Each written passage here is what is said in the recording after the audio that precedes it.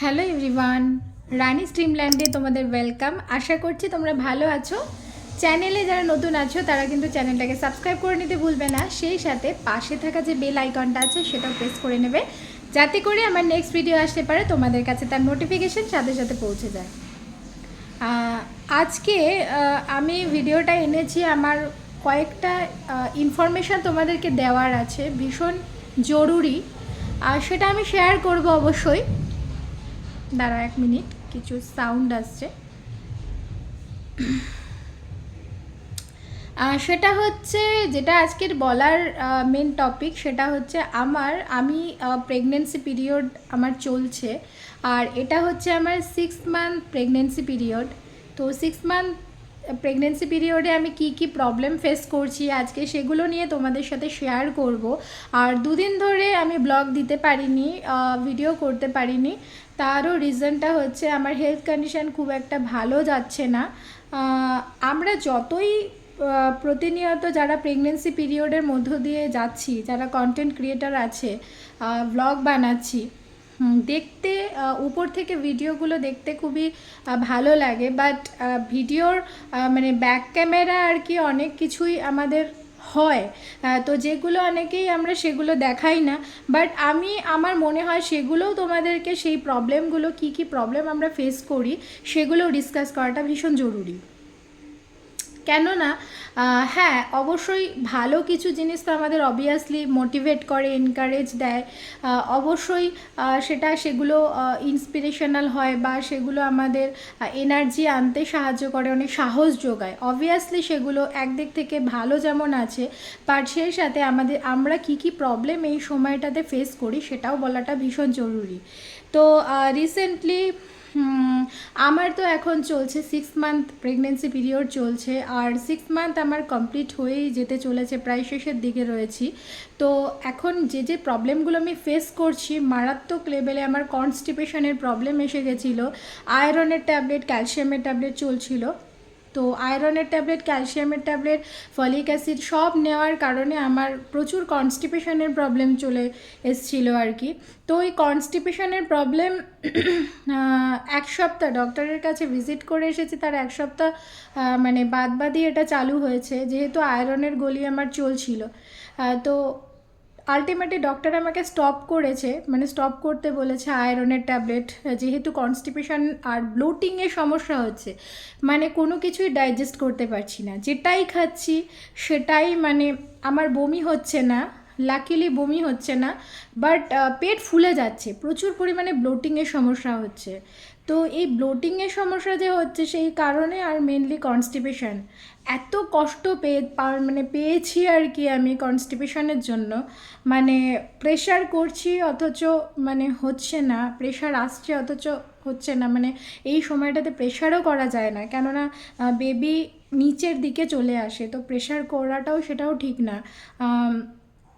এটা আমার কমন সেন্সে আমি এটুকু বুঝেছিলাম, বাট আলটিমেটলি ডক্টরও সেটা বললেন ডক্টরের কাছে যাওয়াতে, যে একদমই কনস্টিপেশনের প্রবলেমে তোমাদেরকে যেটা বলার বিষয়, এটা একটা মানে অন্যতম পয়েন্ট আর কি ভিডিও, যে কনস্টিপেশনের প্রবলেম প্রেগনেন্সিতে চললে পরে অবশ্যই তোমরা প্রেশার করবে না, কেননা প্রেশার করলে পরে কি বেবি নিচের দিকে চলে আসবে, সেটা তোমার জন্য কোনোভাবেই ভালো না। তো ডক্টররা পুরোপুরি এটা রেস্ট্রিক্ট করতে বলে যে প্রেশার করা কোনোভাবেই যাবে না, ন্যাচারালি যেটা হবে তো সেটা। আর আমার প্রেশার আসছিল বাট হচ্ছিল না, সেটা ভীষণই ডিফিকাল্ট একটা সিচুয়েশান, দুদিন ধরে ফেস করছিলাম। আলটিমেটলি আমাকে এনিমা নিতে হয়, মানে কেমিক্যালি বলতে পারো, তো সেটা জানি না সেটা বেবির উপর আদৌ কতটা সেফ, বাট আলটিমেটলি আমার বেবির কন্ডিশন ঠিক আছে, কিন্তু আমার হেলথ কন্ডিশন একদমই ঠিক নেই, আমি কোনো কিছুই আমার মানে ডাইজেস্ট করতে পারছি না, যেটাই খাচ্ছি। ইভেন রিসেন্টলি মানে 14 ফেব্রুয়ারিতে আমরা প্ল্যান করেছিলাম যে ভ্যালেন্টাইন্স ডেতে ওই দিনকে একটু আউটিংও করব, দেন ডক্টর ভিজিটটাও হয়ে যাবে আমাদের। তো ডক্টর ভিজিট করতেও গেছিলাম জেনারেলি। আমাকে কিন্তু ফেটালিন ইকো করতে বলেছিল, আমি জানি না তোমাদের অনেকেই হয়তো এটা করতে বলবে না, বাট আমাকে স্পেসিফিক্যালি বলেছিল কেন আমি জানি না, বাট লাস্ট 5th মান্থ অবধি তো বেবির সিচুয়েশান ঠিকঠাকই ছিল, তো ইকো করতে বলেছে। জেনারেলি আমি ইকো করেছি, আমি যোধপুরে যেখান থেকে ট্রিটমেন্ট হচ্ছে সেখান থেকে না, সেখানে ইকো করার কোনো সিস্টেম ছিল না, তাই বাইরে থেকে ইকো করে এসেছিলাম, মানে ফেটাল ইকো করে এসেছিলাম। তো ফেটাল ইকো রিপোর্ট আমার ভালো, মানে বাচ্চা ঠিক আছে আপাতত। বাট 14th ফেব্রুয়ারিতে আমি ডক্টরের কাছে বেবির সিচুয়েশানটা সব ঠিকঠাকই দেখে এসেছিলাম, কিন্তু আমার ওই ডেট অবধি কনস্টিপেশনের প্রবলেম আস্তে আস্তে মানে যেহেতু আমাকে ডক্টর আয়রন আর ক্যালসিয়ামের আমার ট্যাবলেট চলছিল আর কনস্টিপেশন ব্লোটিং হচ্ছিল, সেই কারণে ডক্টর কিন্তু 1 সপ্তাহ বাদেই কিন্তু আমাকে, মানে 5th মান্থের পরেই কিন্তু আমাকে 1 সপ্তাহ বাদে আমাকে ডক্টর স্টপ করতে বলেছিল মেডিসিন, মানে ওই আয়রনের ট্যাবলেট। আর আমি খুঁজছিলাম যে ন্যাচারাল ইনগ্রিডিয়েন্ট কী কী আছে যেগুলোর থেকে আমি ক্যালসিয়াম পেতে পারি আর আয়রন পেতে পারি। তো সেটা আমি কন্টিনিউ করে গেছি। কাঁচা মুগ ডাল বলতে পারো, তারপরে আঞ্জির বলতে পারো, কিশমিশ বলতে পারো, এগুলো আমি কিন্তু কন্টিনিউ করে গেছি। হ্যাঁ, মানে আমার দ্বারা যতটা সম্ভব সেটা আমি করে গেছি। পালক স্যুপ, ঠিক আছে। তো যাদের এরকম আয়রন ডেফিসিয়েন্সি থাকবে বা এরকম কনস্টিপেশনের প্রবলেম হচ্ছে আর ডক্টর আয়রনের ট্যাবলেট স্টপ করতে বলেছে, তারা কিন্তু এই ন্যাচারাল ইনগ্রিডিয়েন্ট হিসেবে এগুলো নিতে পারো, আর মেডিসিনের সাথেও এগুলো কিন্তু নিতে পারো, কোনো রকম কোনো প্রবলেম নেই। আয়রন কিন্তু থাকাটা এই সময়টা ভীষণই জরুরি। আলটিমেটলি কি হলো, স্টপ করে দেওয়ার পর আমার এখন এই 14 ফেব্রুয়ারির পর আমার দেখা গেছে রিপোর্টে আয়রন ডেফিসিয়েন্সি, মানে অ্যানিমাল কন্ডিশনে চলে এসেছি। 9.5 ভীষণই কম আমার আয়রনের রেট রয়েছে। তো সেটা ভীষণই আর কি কম, যেটা প্রেগনেন্সিতে এই এই সময়টাতে, এই সেকেন্ড ট্রিমেস্টারেতে একদমই খারাপ আর কি, যেটা বলে। তো ডক্টর আমাকে বললেন একটা ফ্লুইড নিতে হবে, আয়রনের একটা ফ্লুইড নিতে হবে আমাকে। সেটা আইভি আয়রন বলে একটা ফ্লুইড, ভীষণই স্ট্রং ওটা, মানে যখন আমি নেব কোনোভাবেই আমার ব্লোটিংয়ের সমস্যা থাকলে চলবে না। সেই সময় যখন আমি সেফ থাকবো, মানে যখন আমি সুস্থ থাকবো, তখনই একমাত্র ওই মানে ওটা আমি নিতে পারবো, মানে ওই ফ্লুইডটা স্যালাইনের মাধ্যমে আমি নিতে পারবো।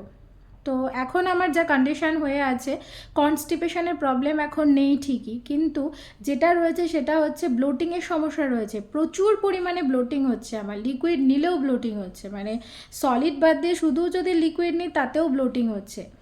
তো ডক্টরকে ন্যাচারালি ফোন করা হয়েছে, এখন 2 দিনের জন্য স্টপ রাখা হয়েছে।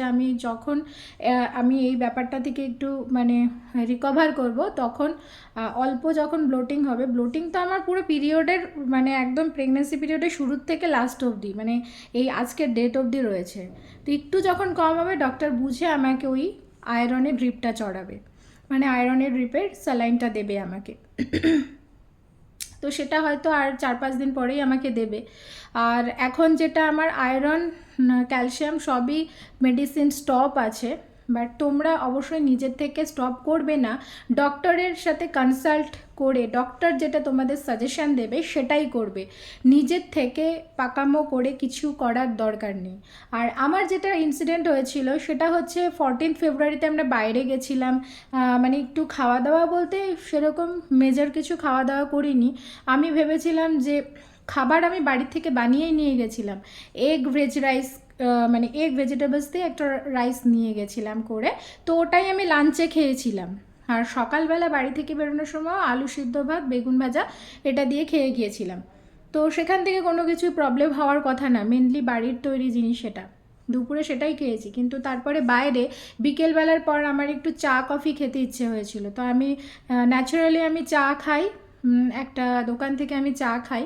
তো সেখান থেকে যে স্যান্ডউইচটা আমি খেয়েছিলাম, মেবি ওই স্যান্ডউইচের যে পুরটা ভেতরে ভরা ছিল ওটা ফ্রেশ ছিল না আনফ্রেশ ছিল, সেটা খাওয়ার কারণে হয়তো আমার ভমিটিং, সেদিন রাতের বেলা বাড়িতে এসে সারা রাত, গোটা রাত আমি ভমিটিং করেছি, ভমিটিং হয়েছে, সেই সাথে আমার লুজ মোশন, এত ভমিটিং করেছি যে আমার নাজেহাল অবস্থা, যে একটা অন্য জেনারেল ফিজিশিয়ানের কাছে আমি যেতে বাধ্য হয়েছিলাম, এবং সেখানে সেই হসপিটালে আমি অ্যাডমিটও ছিলাম লোকালে, এটা বালোত্রাতেই, আমরা থাকি বালোত্রাতে, মানে যোধপুর থেকে এটা 80 কিলোমিটার। আর এমন সিচুয়েশানে, মানে এমন সময়ে হয়েছে রাতের বেলাতে যে আমাকে এখান থেকে বালোত্রা থেকে যোধপুরেও নিয়ে যেতে পারছে না, এমন একটা সময়, কেননা ডক্টরও সব জায়গায় ওই সময়টাতে অ্যাভেলেবেল থাকে না। তো ডক্টরের সাথে কন্ট্যাক্ট করারও কোনো উপায় নেই, অত রাতেরবেলা কোনো রেসপন্সই আমরা পাবো না যোধপুরে যেখান থেকে আমরা ট্রিটমেন্ট পাচ্ছি, মানে নিচ্ছি আর কি। তো আলটিমেটলি লোকাল হসপিটালে ভর্তি হয়েছিলাম, স্যালাইন চড়ানো হয়েছিল আমাকে। স্যালাইন নেওয়ার পর আমি মানে প্রায় আমাকে 4-5 ঘন্টা বাদে হসপিটাল থেকে ছেড়ে দিয়েছিল। কিন্তু শরীর ভীষণ উইক হয়ে গেছিলো, আমার আয়রনের লেভেল আরও কম হয়ে গেল। বাট আমি এভরিডে এখন আয়রন ন্যাচারাল যেগুলোতে, যে ন্যাচারাল যে জিনিসগুলোতে রয়েছে, আঞ্জির, খেজুর, মৌরি জল, তারপরে মানে বিভিন্ন রকম বিভিন্ন কিছু খেয়ে যাচ্ছি আয়রনটাকে ঠিকঠাক, বেদানার রস, তারপরে তোমার বলো না খেজুর, এই সমস্ত কন্টিনিউ করে যাচ্ছি। তোমাদের কিছু জানা থাকলে যে আমি ন্যাচারাল ফুড হিসেবে কি কি আর খেতে পারি, তোমরা অবশ্যই কমেন্ট বক্সে কমেন্ট করো। তোমরাও নিশ্চয়ই আমার মতন এরকম কোনো সিচুয়েশনের মধ্য দিয়ে গিয়ে থাকবে, হয়তো আমার মতো এতটা মানে সিরিয়াস ইস্যু না হলেও মোটামুটি প্রেগনেন্সি পিরিয়ডের 6 মান্থে কিছু না কিছু প্রবলেম অনেকেই ফেস করে থাকে, বা প্রেগনেন্সি পিরিয়ডে অনেকেই কিছু না কিছু ফেস করে থাকে। তো সেটাই আর কি। তো আমি যে আমার প্রবলেম যেগুলো হচ্ছে সেগুলো বললাম। অবশ্যই আরেকটা ব্যাপার, আমি আমার ভিডিওর মাধ্যমে 1 নম্বর পয়েন্ট আমি বলেছি যে যাদের কনস্টিপেশনের প্রবলেম থাকবে তারা প্রেশার করবে না কোনোভাবেই। আর 2 নম্বর পয়েন্ট, ডক্টরের সাথে কনসাল্ট না করে কোনো মেডিসিন স্টপ করবে না। 3 নম্বর পয়েন্ট, ন্যাচারাল ফুডের মধ্যে যেগুলো আয়রন রয়েছে, ক্যালসিয়াম রয়েছে, সেগুলো অবশ্যই খাওয়াটা ভীষণ জরুরি। প্রোটিন রয়েছে, সেগুলো খাওয়াটা ভীষণ জরুরি এই সময়টাতে। কেননা এই সময়টাতে বেবির ওয়েটটা ডাবলভাবে ইনক্রিজ হতে থাকে, ডাবল ট্রিপলভাবে ইনক্রিজ হতে থাকে এই 6 মান্থের পর থেকে। এতদিনে তোমার বেবির ওয়েট যা না হয়েছে, এখন থেকে এই 3-4 মাসে তোমার বেবির ওয়েট কিন্তু বাড়বে। তো এই সময় খাওয়াটা ভীষণ ইম্পর্টেন্ট। আয়রনের ডেফিসিয়েন্সি হয়ে গেলে ভীষণ মুশকিল, যেটা আমি যেই কষ্টটা ফেস করছি, ভীষণই কষ্ট। যেমন কনস্টিপেশনের সমস্যা, লাস্টে তো আমার ধরা পড়লো, মানে লোকাল যে হসপিটালে গেলাম ওরা বললো যে টাইফয়েডের সিমটম হতে পারে। তো ওটা প্রবাবলি আর কি, প্রবাবিলিটি রয়েছে। তো টাইফয়েড আমি নাম শুনে তো যে বেবিকে এফেক্ট ফেলবে, তো ডক্টর অ্যাসিওর করলেন যে না, সেরকমভাবে বেবিকে কোনোভাবে বেবিকে মানে অ্যাসিওর করলেন আর কি, বেবিকে কোনোভাবে এফেক্ট ফেলবে না। তো হয়তো ওটা বাইরে ট্রাভেল করেছি, বাইরে খাওয়া দাওয়া করেছি, সেটার থেকে ফুড পয়জন হয়ে গিয়ে এটা হয়েছে। তো আলটিমেটলি ওই বমি, ভমিটিং, ওই সমস্ত লুজ মোশন চলে গেছে, বাট ব্লোটিংয়ের সমস্যা রয়েছে। আমি লিকুইড ফর্মে খাচ্ছি। তোমাদের যদি এরকম কোনো ব্লোটিংয়ের সমস্যা হয়ে থাকে, প্রচুর লিকুইড ফর্মে জিনিস খেতে পারো। এটুকু কিন্তু ডক্টররাও সাজেস্ট করে থাকেন, মানে ফ্রুট জুস, প্রচুর পরিমাণে ফ্রুট জুস খাওয়া, মোসাম্বি জুস, অরেঞ্জ জুস, তারপরে পমিগ্রানেট জুস, এগুলো খাওয়া। তারপরে যাদের নারকেলের জল স্যুট করে তারা খেতে পারে, আমি খেতে পারছি না নারকেলের জল, যেটা আর কি আমার প্রবলেম। বাট তোমরা নারকেলের জল খেতে পারো, ডক্টররাও সাজেস্ট করে থাকেন নারকেলের জল খাওয়ার জন্য। তো লিকুইড ফর্মে আমি এখন খাবার খাচ্ছি, যেহেতু সলিড খেতে ইচ্ছে করছে, ভাত খেতে ইচ্ছে করছে সবজি দিয়ে, তো সেটাকে একদমই গলা গলা করে লিকুইড ফর্মে চটকে একদম বাচ্চাদের মতো লেই করে পাখি, মানে কি বলবো, পাখিকে যেরকমভাবে খাওয়ায় সেরকমভাবে খাচ্ছি যেটাকে বলে। তো ওরকম লিকুইড ফর্মেই আমি এখন খাচ্ছি। তোমরা প্রে করো আমি যেন রিকভার করে উঠতে পারি এই জার্নিটা থেকে, আর বেবি যেন আমার সুস্থ থাকে। আমার আমার আমার তো মানে ভোগান্তি হচ্ছে অবভিয়াসলি, কিন্তু ওর যেন কিছু না হয় আর কি। এটাই বলার। আর আরও একটা দিক আছে, সেটা হচ্ছে তোমাদের হয়তো এই জিনিসটা কারোর থাকবে না, বাট আমার আছে। আমার ফাইব্রয়েডস রয়েছে, মানে ফাইব্রয়েডস নিয়ে আমি প্রেগনেন্সি মানে ক্যারি করছি, প্রেগনেন্সি পিরিয়ডের মধ্যে দিয়ে যাচ্ছি। ফাইব্রয়েড বলতে এটা একটা লাম্পস মতো, কাইন্ড অফ টিউমার বলতে পারো। তো আমার ফাইব্রয়েড রয়েছে 6 সেন্টিমিটার 3 সেন্টিমিটারের 2টো ফাইব্রয়েড রয়েছে, সেটা নিয়ে আমি বেবিকে ক্যারি করছি। তো এটাও ভীষণ ডিফিকাল্ট একটা সিচুয়েশান। মেবি হতে পারে এই ফাইব্রয়েড আর কি, ফাইব্রয়েডের থেকে হয়তো ব্লোটিং হতে পারে। ব্লোটিং হওয়ার বিভিন্ন রিজন থাকে, অনেক সময় ইউরিনারি ট্র্যাক্ট ইনফেকশান থেকেও কিন্তু মানে ব্লোটিংয়ের সমস্যা হয়, খাবার বদহজমের সমস্যা হয়, বিভিন্ন রকম সমস্যা হয়। আর ইউরিনারি ট্র্যাক্ট ইনফেকশনও প্রেগনেন্সির একটা মানে পার্ট অনেকেরই হয়, বাট এটা হলে অবশ্যই মানে হেলাফেলা না করে ডক্টরের সাথে অবশ্যই কনসাল্ট করা জরুরি। কেননা আমার যেরকম আমার প্রচুরবার বাথরুম হচ্ছে, হয়তো প্রেগনেন্সির একটা সিমটম, বাট তবুও ডক্টরকে কোথাও বলা উচিত, কেননা ডক্টর একটা ইউরিনের টেস্ট দেয়। আমার রিসেন্টলি ইউরিনেরও একটা টেস্ট দিয়েছিল, সেটার এখনও ডক্টর রিপোর্ট আমাকে দেয়নি। বাট আমি বলবো, যেহেতু বারবার একটা আমি তোমাদের সাজেশন দিতে পারি, সেটা হচ্ছে ইউরিন এই সময় যেহেতু বেশিবার হয়, সেই সময় জল দিয়ে বারবার, যতবার আমরা বাথরুমে যাব বারবার জল দিয়ে পরিষ্কার রাখাটা, এবং সেটাকে ভালো করে, ওই জায়গাটাকে ভালো করে ড্রাই কোনো কাপড় হোক বা কোনো রুমাল হোক, সেটাকে দিয়ে ওয়াশ করে নেওয়া উচিত, মানে জায়গাটাকে শুকনো রাখা উচিত। না হলে ওই ভেজা জায়গা থেকে ইনফেকশান ছড়াবে, ব্যাকটেরিয়া ইত্যাদি ইত্যাদি। তো সেটা থেকে মানে ভীষণ মানে সেফ রাখাটা নিজেদেরকে ভীষণ জরুরি। তো হাইজিন মেনটেন করাটা ভীষণ জরুরি। এটা সবথেকে বড় প্রবলেম হয় ইউরিনারি ট্র্যাক্ট ইনফেকশান প্রেগনেন্সির টাইমে। তো এটাই আমি বললাম। আর কেন ভিডিও দিতে পারিনি সেটাও বললাম। এত অসুস্থতার মধ্যে ভিডিওগুলো হয়তো ইররেগুলার হতে পারে। যাই হোক, এখন আর এই ভিডিওটাকে লেন্দি করব না, আজকের মতো টাটা। নেক্সট কখনো আসবো, আবার ব্লগ শেয়ার করব তোমাদেরকে। আমার যা যা এক্সপিরিয়েন্স, আমি যে সিচুয়েশনের মধ্য দিয়ে যাচ্ছি, অবশ্যই শেয়ার করব। তার আগে চ্যানেলটাকে সাবস্ক্রাইব করে নিতে হবে, পাশে থাকা বেল আইকনটাও প্রেস করে নিতে হবে, আর অবশ্যই কমেন্ট বক্সে কমেন্ট করবে। যাই হোক, আজকের মতো টাটা।